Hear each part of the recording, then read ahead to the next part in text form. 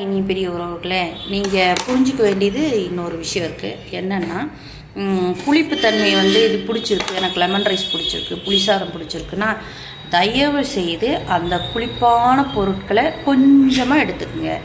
எப்போது எடுத்துக்கோங்க.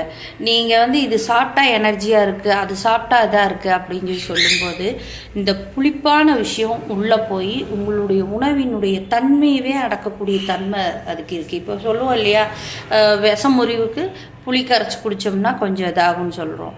அது மாதிரி இந்த புளிப்புத்தன்மை இன்னொரு பொருளை தனக்குள்ளே ஆக்குப்பை பண்ணி வச்சுக்கோ. புரிஞ்சுதுங்களா? அதனால் எல்லாமே மருந்தளவு தான். புளினா ஒரு சொலை, நல்லா கவனிங்க, அது சொல்லுவாங்க. புளினா ஒரு சொலை, அதே சமயம் லெமன்னா அரை மூடி கணக்கு. சரிங்களா?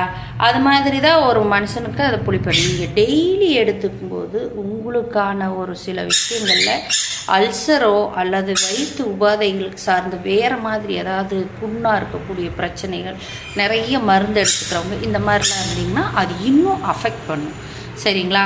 உங்களுக்கு வயிறு ரொம்ப உபசமாகவும் செரிமானம் ஆகாமையும் அல்லது ஒரு வாய்வு பிடி இருந்ததுன்னா மருந்து தாங்க, ஞாபகம் வச்சுக்கணும். அதுக்கெல்லாம் லெமன் அப்படி அரை மூடி லெமனும் கொஞ்சம் இஞ்சி சாறு சேர்த்துறோம் அல்லது தேன் கலந்து ஒரு டம்ளர் குடிச்சிங்கன்னா உடனடி 2 உப்பும் சர்க்கரையும் கலந்து தான் நீங்கள் அதை குடிக்கணும்.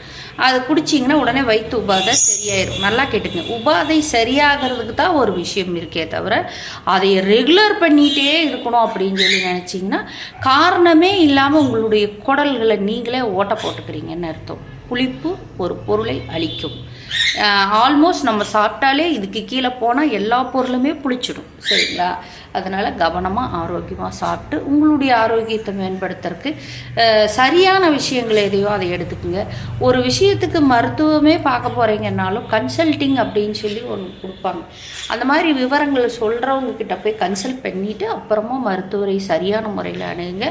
இவங்க சொல்கிறாங்க, அவங்க சொல்கிறாங்க, அந்த டேப்லெட் போட்டேன், இந்த டேப்லெட் போட்டேன்னு சொல்கிறதோ இல்லை நீங்களாக வாண்டடாக எனக்கு இப்படி இருக்கா அப்படி இருக்குன்னு ஒரு பொய்யை சொல்லி ஒரு மருந்தை வாங்கிக்கிறதோ அதெல்லாம் செய்யாதீங்க. அது நீங்கள் செய்கிறதும் குற்ற செயல் தான், உங்களுக்கு மருந்து கொடுக்குறவங்களுடைய செயலும் குற்ற செயல் தான்.